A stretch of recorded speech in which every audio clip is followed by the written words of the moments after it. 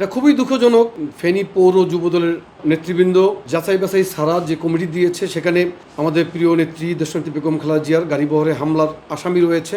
আমরা তাৎক্ষণিকভাবে নির্দেশ দিয়েছি কমিটি বিলুপ্ত করার জন্য এবং যে তথ্য গোপন করে কমিটিতে এসেছে তাকে বহিষ্কার করার জন্য এবং পৌর কমিটি স্থগিত করার জন্য আমরা বলেছি। তারা কেন করেছে তার জন্য তাদেরকে আমরা ডেকেছি অলরেডি এবং জেলাকেও আমরা এর জন্য জবাবদিহিতার আওতায় আনবো। আসলে ওয়ার্ড কমিটিগুলো পৌর কমিটি সাধারণত দিয়ে থাকে, পৌর কমিটি জেলা কমিটি দিয়ে থাকে, এরকমের মানে কমিটি ক্ষেত্রে তো একটা হায়ারকি আছে, তো এটা মেনটেন করা হয়। তো তারা যাচাই বাছাই করে নেয়, এটা তো মনে হয়েছে যাচাই বাছাই যেহেতু করেনি তো অতএব তাদের পানিশমেন্ট পেতে হবে। এই জন্য সেন্ট্রাল যুবদলের আসলে পূর্ণ কমিটি জমা দেওয়া আছে। তো সেক্ষেত্রে পার্টির সম্মানিত চেয়ারম্যান এবং মাননীয় প্রধানমন্ত্রীর কাছে আমরা আপিল করেছি যে যাতে ওই আমাদের জমা দেওয়া কমিটিরা যাতে উনি পূর্ণাঙ্গ হিসাবে প্রকাশ করার অনুমতি দেয়।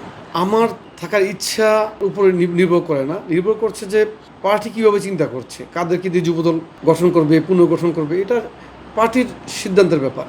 পার্টির সিদ্ধান্ত মেনেই তো আমরা পলিটিক্স করছি। তো সেক্ষেত্রে পার্টি যদি দরকার মনে করে যে কাউকে রাখতে হবে, পার্টি রাখবে। পার্টি যদি মনে করে যে না আমরা নতুন নেতৃত্ব তৈরি করব এবং নতুনদেরকে জায়গা দিব, সেটা দিতে পারে পার্টি। এটা পার্টির সকল সিদ্ধান্তের প্রতি আমরা শ্রদ্ধাশীল এবং পার্টির সিদ্ধান্ত মেনেই আমরা রাজনীতি করছি।